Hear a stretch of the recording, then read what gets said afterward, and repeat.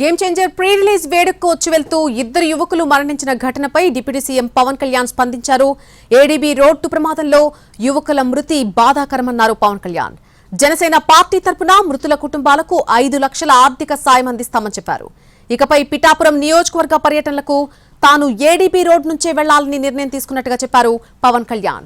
అటు కాకినాడ, రాజమహేంద్రవరం నగరాల మధ్య ప్రయాణానికి ఎంతో కీలకమైనటువంటి రహదారి ఏడీబీ రోడ్ అంటూ ఉంటారు పవన్ కళ్యాణ్. అయితే ఆ గత ప్రభుత్వం ఈ రోడ్డు విస్తరణ అలాగే పునర్నిర్మాణం గురించి పట్టించుకోలేదంటూ కూడా పవన్ కళ్యాణ్ ఫైర్ అయ్యారు.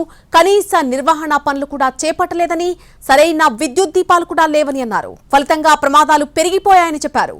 ప్రస్తుతం కూటమి ప్రభుత్వం ఏడీబీ రోడ్డు పనులు చేపట్టిందని తెలిపారు. కానీ ఈ సమయంలో ప్రమాదం చోటు చేసుకోవడం బాధాకరమన్నారు.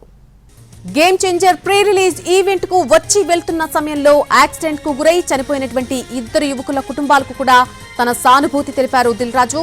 మృతుల కుటుంబాలకు 5 లక్షల చొప్పున సహాయం చేసి ఆదుకుంటానని అన్నారు. బాధిత కుటుంబాలకు అండగా ఉంటామని చెప్పారు. ఆత్మకు శాంతి చేకూరాలని, అలాగే ఆ 2 ఫ్యామిలీలకి నేను సపోర్ట్గా ఉంటూ వాళ్ళకు ఫైనాన్షియల్గా కూడా నేను పంపించి ఒక 5 lakhs ఇమ్మీడియట్లీ పంపిస్తాను. సో ఇదే ఇప్పుడు ఇంత ఆనందంగా ఉందాము అన్న ఇలాంటి అన్ఎక్స్పెక్టెడ్ ఇన్సిడెంట్స్ జరగడం చాలా బాధాకరం. సో వారికి కావాల్సిన